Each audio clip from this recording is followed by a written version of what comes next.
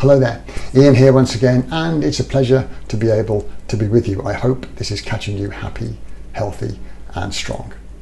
Here's the next in our mini series of getting the job done. How do we continue to execute with excellence to achieve what we need to achieve this week, this month, this quarter, this year, and not get distracted or demoralized. And today's subject is to tap into the power of why we are doing this task. When President Kennedy announced that their objective was to land on the moon before the end of the 1960s, they did not know how to do it. They had no clue. There were hundreds of problems that they did not have answers to. They had a total amount of time in space of 15 minutes. Only 15 minutes. And yet they were going to go on a round trip to the moon and have someone land on there. And of course, they made it. Because the geopolitical environment at the time was sufficiently strong that the resources were made available and the desire was strong enough for them to achieve that goal. The more personal that you can make something, the better. If it's important to you personally to achieve that objective, you have more chance of tapping into that energy source that comes from that reason that you want to achieve.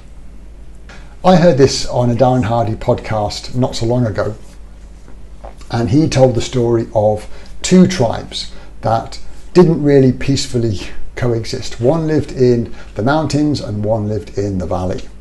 And during one particular skirmish, the mountain tribe captured a baby from the valley tribe and took it back up to the mountains.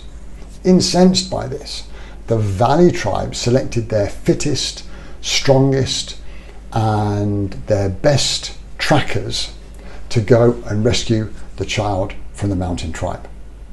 However, they weren't familiar with the trails and landmarks that the mountain people used, and they quickly became demoralized. And on the last day that they were packing up, defeated and preparing to come down the mountain, they saw a lady coming down the mountain trail with a baby safely strapped to her back. And they said to this woman, "How did you succeed when we, the fittest and strongest people, the best trackers, we couldn't find our way up the mountain?" And she looked at them and calmly said, "It wasn't your baby." And so when we have a personal drive to succeed at something, we have much more chance of tapping into the energy that we need to keep on going. Lastly, I recommend that we make that reason visible. We have a picture, some representation of that reason that is visible to us, not in a drawer somewhere, not somewhere we have to open a computer file to look at. It's there instantly and we can see it all the time. It reminds us of our purpose in that task. And when we have that drive, we are capable of incredible achievement. So, I really hope that did make sense. What is your why? What is the driver for doing the thing that you need to get done right now? Tap into that, make it visible, and have it there as a reminder of what it is that you're there to achieve. I hope that did make sense. Have an outstanding week, and I look forward to sharing with you again soon.